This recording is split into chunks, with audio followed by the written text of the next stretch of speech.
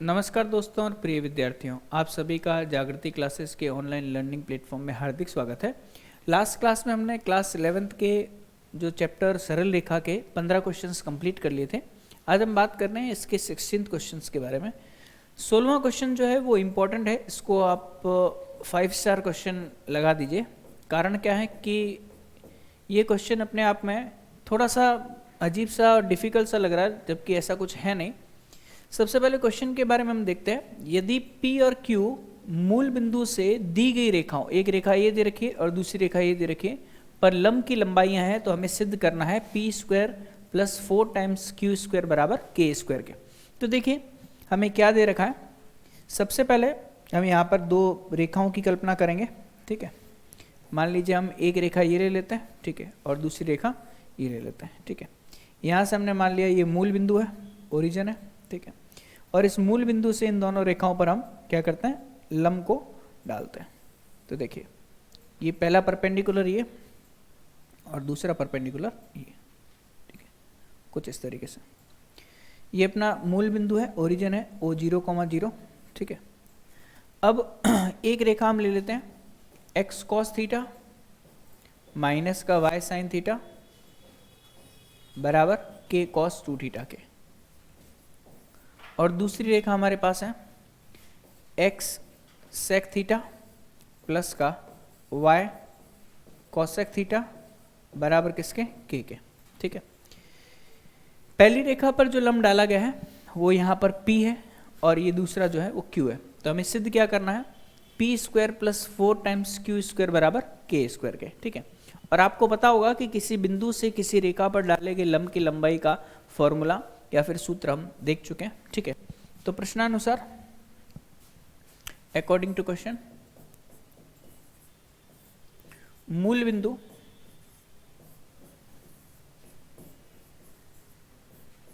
(0,0) से रेखा, कौन सी रेखा, x cos theta plus क्या दे रखा है, माइनस y sin थीटा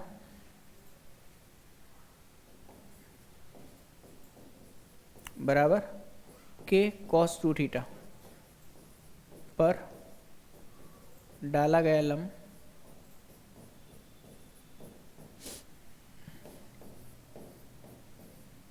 बराबर p है, एवं दूसरी रेखा कौन सी, x sec थीटा माइनस का y cosec theta, x sec theta plus y cosec theta बराबर k पर डाला गया लंब। ये हमें दे रखा है किसके बराबर, q के बराबर दे रखा है, ठीक है। और सिद्ध क्या करना है, सिद्ध करना है P² + 4 टाइम्स Q² बराबर K², P² + 4 टाइम्स Q² बराबर K²। ये चीज़ हमें सिद्ध करनी है, ठीक है। सबसे पहले हम देखेंगे बिंदु x1 y1 से रेखा ax + by + c बराबर 0 पर डाला गया लंब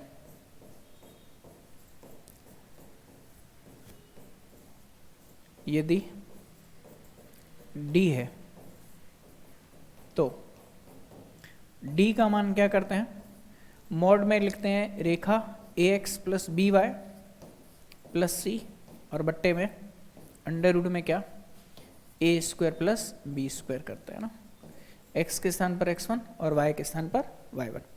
ये फॉर्मूला जो है वो हमने लास्ट क्लासेस में देखा था। अब यहाँ पर रेखा का समीकरण अलग है और उसी समीकरण के हिसाब से हम क्या करेंगे, p और q का मान लिखेंगे, ठीक है। तो सबसे पहले देखिएगा p जो होगा वो क्या होगा, रेखा का समीकरण बट्टा, और q, सबसे पहले p का मान निकाल लेते हैं। p के लिए हम रेखा लेंगे क्या, X cos theta minus Y sine theta, X cos theta minus का वाई साइन थीटा माइनस का क्या यहाँ से के कॉस टू थीटा, है ना, इसका मॉड अंडर रूट में x का गुणांक क्या है कॉस थीटा, तो कॉस स्क्वायर थीटा, y का गुणांक साइन माइनस का है बट स्क्वायर होगा तो साइन स्क्वायर थीटा। ठीक है, अब x के स्थान पर x1 और y के स्थान पर y1। अब ये x1 और y1 क्या है, जीरो और जीरो है ना, मूल बिंदु है, तो ये जीरो माइनस का जीरो माइनस का k टाइम्स कॉस क्या हो जाएगा टू थीटा मॉड में divide by cos square theta plus sign square theta कितना 1, तो ये कितना बनेगा, मॉड से माइनस साइन, मॉड से जब ये राशि बाहर आएगी तो माइनस साइन नहीं आएगा, ओनली के कॉस टू थीटा आएगा। ठीक है, तो हमारे पास समीकरण नंबर 1 में P का मान आ चुका है के कॉस टू थीटा के बराबर। ठीक है, उसी प्रकार से जब हम Q की बात करेंगे तो Q के लिए समीकरण क्या है, x sec theta plus y cosec theta. ठीक है, और क्या समीकरण में दे रखा है, यहाँ से ये दे रखा है बराबर के मतलब यहाँ पे कितना प्राप्त होगा हमें, यहाँ पे हमें हमारे पास आएगा माइनस का के डिवाइड बाय अंडर रूट में कितना सेक स्क्वायर थीटा प्लस का कॉसेक स्क्वायर थीटा। ठीक है, x के स्थान पर x1 और y के स्थान पर y1।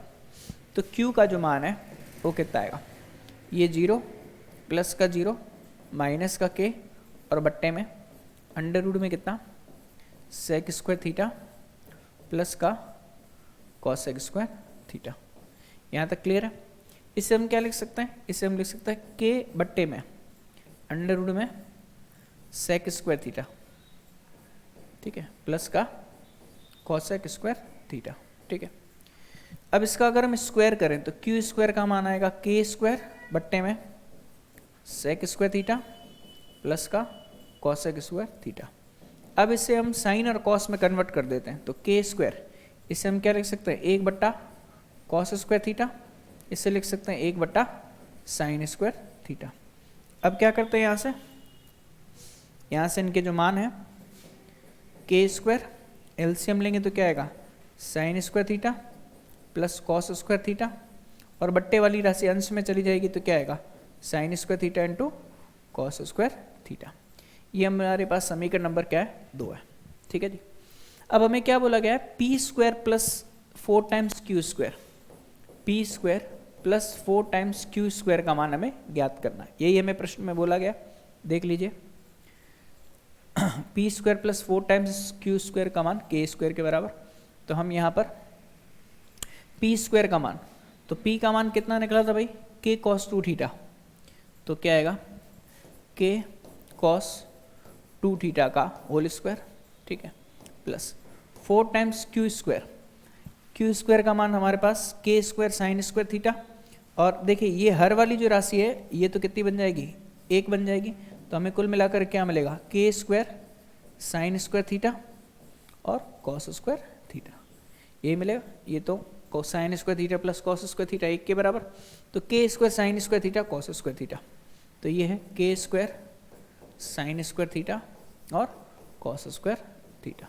ठीक है, अब हमें के स्क्वायर उबेनिस ले लेते हैं, यहाँ से आएगा cos square two theta plus का 4 times sine square theta into cos square theta. अब ये जो राशि है, ये राशि कितनी बननी चाहिए, ये राशि 1 के बराबर बननी चाहिए। ठीक है जी, अब 1 के बराबर कैसे बनेगी उसको भी हम देख लेते हैं। यहाँ तक मेरे हिसाब से आपको समझ में आ गया होगा, कोई दिक्कत वाली बात नहीं है। ठीक है, क्लियर है भाई सभी को।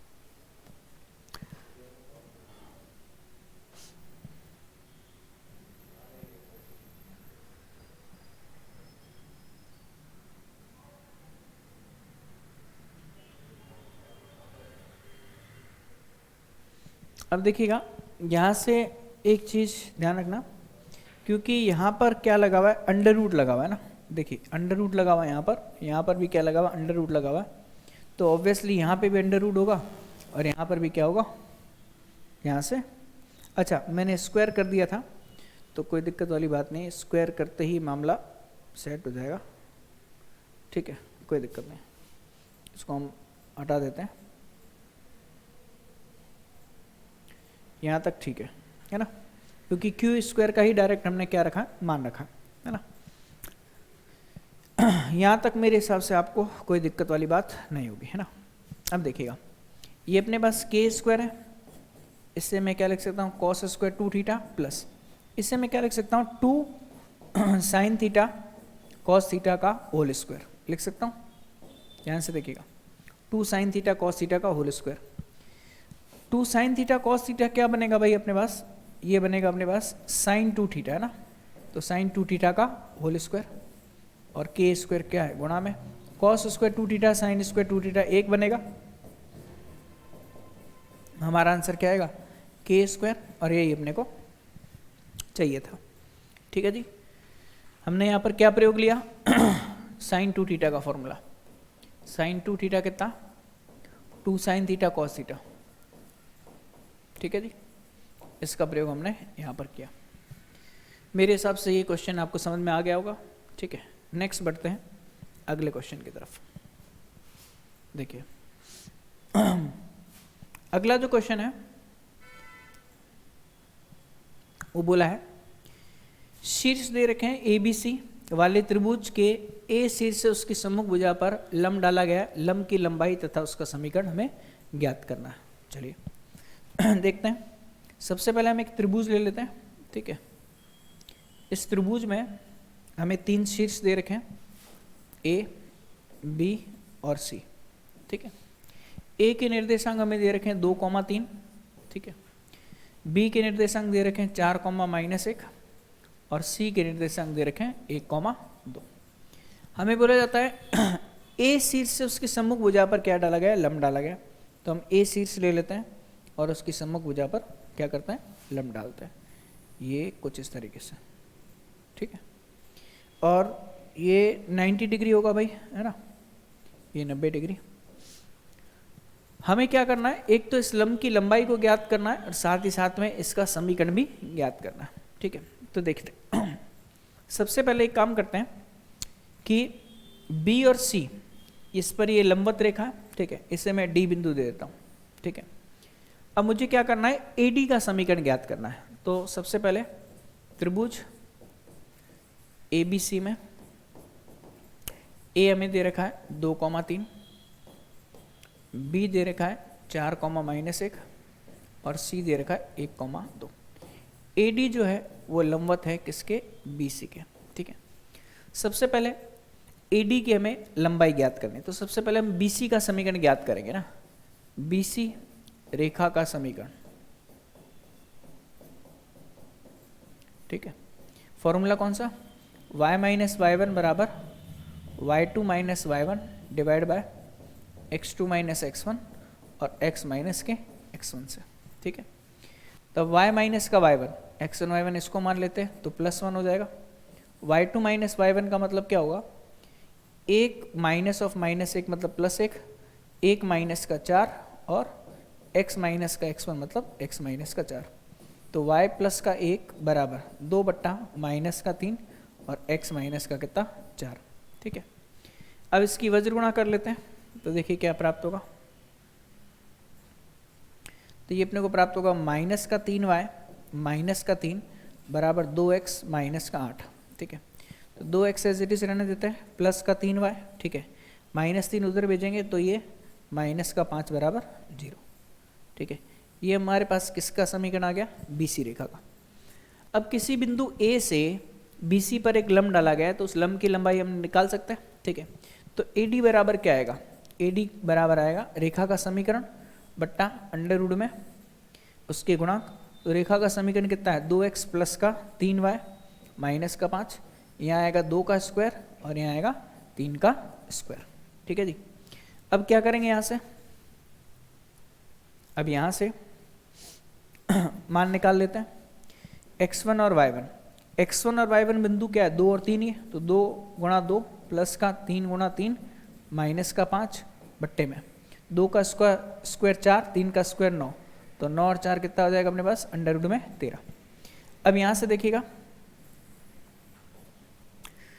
ये अपने को मिलेगा 4 प्लस का 9 माइनस का 5 और बट्टे में अंडर रूट में कितना, 13। 9 4 13, 13 में से अगर 5 जाएगा, ठीक है, तो कितना बचेगा, 8 बचेगा, तो 8 बट्टा रूट 13 यूनिट जो होगा ये अपना आंसर होगा किसकी लंबाई, एडी की लंबाई। ठीक है जी, क्लियर है भाई सभी को, एडी की लंबाई हमें प्राप्त हो गई। चलिए 8 बट्टा रूट 13 यूनिट, तो मेरे हिसाब से यहाँ तक आपको कोई समस्या नहीं होनी चाहिए।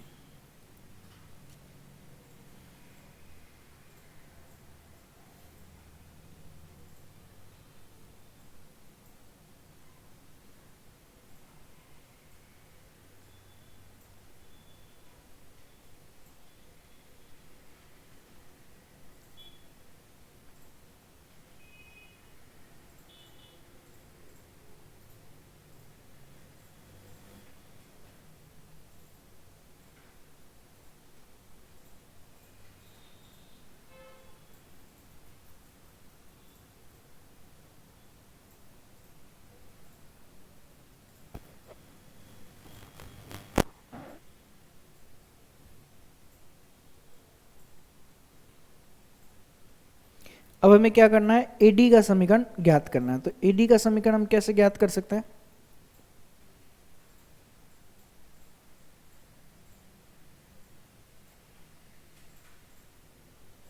चार कोमा माइनस 1,2 2,3, ठीक है।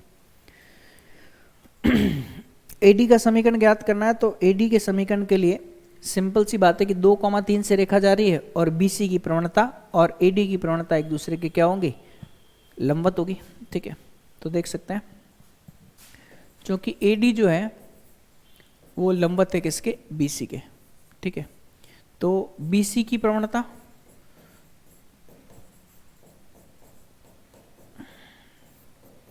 ये हम कैसे ज्ञात करेंगे, बीसी की प्रवणता हमारे पास आएगी 2 माइनस ऑफ माइनस 1 है ना। अच्छा, y2 माइनस y1 ना, ठीक है। देखिएगा भाई यहाँ से एक चेंज है, y2 माइनस y1 करेंगे तो 2 माइनस ऑफ माइनस 1, तो 2 प्लस का 3 हो जाएगा ना, और ये 3 बिल्कुल सही है। यहाँ पे थोड़ा सा चेंज है, देखिए कैसे,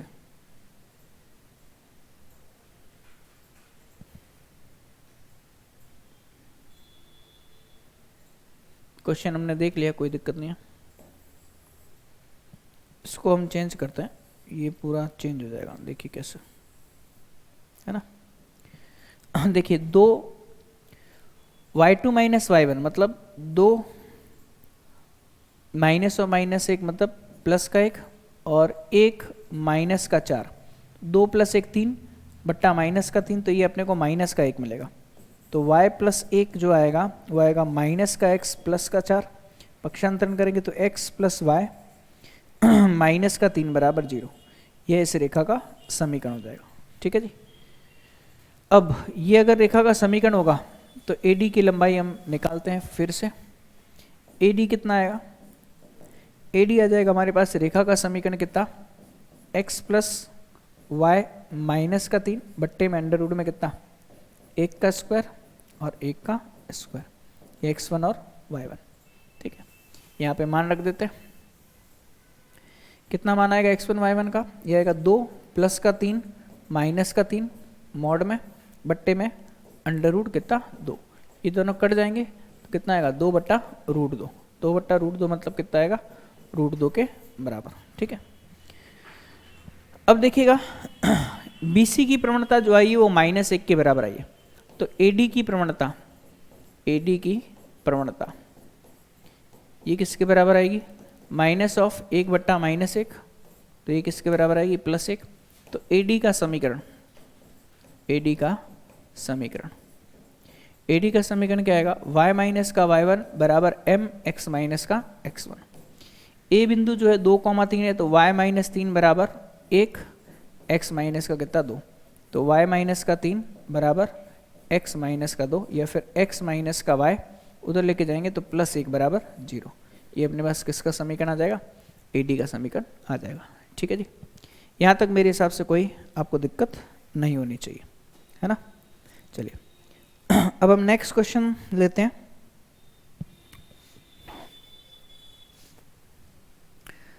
नेक्स्ट क्वेश्चन है कि यदि P मूल बिंदु से उस रेखा पर डाले गए लंब की लंबाई है जो जिस पर अक्षों पर कटे अंतःखंड A और B है, तो हमें दिखाना है कि 1/P² बराबर 1/A² प्लस 1/B²। तो देखिए हमें क्या बोला गया है, और ये काफ़ी अच्छा क्वेश्चन है, एग्जाम में आया हुआ भी है। देखिए हमें बोला गया कि एक रेखा है, इसने अक्षों पर A इकाई और B इकाई का अंतःखंड काट रखा है। ये मूल बिंदु है और मूल बिंदु से इस रेखा पर डाले गए लंब की लंबाई P है। ठीक है, तो देखिए अक्षों से A एवं B इकाई का अंतःखंड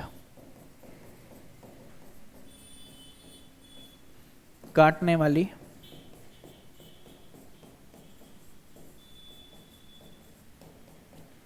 रेखा का समीकरण यह आएगा अपने पास x/a प्लस y/b बराबर 1। ये हमने देखा था समीकरण 1, है ना। अब रेखा पर मूल बिंदु से डाले गए लंब की लंबाई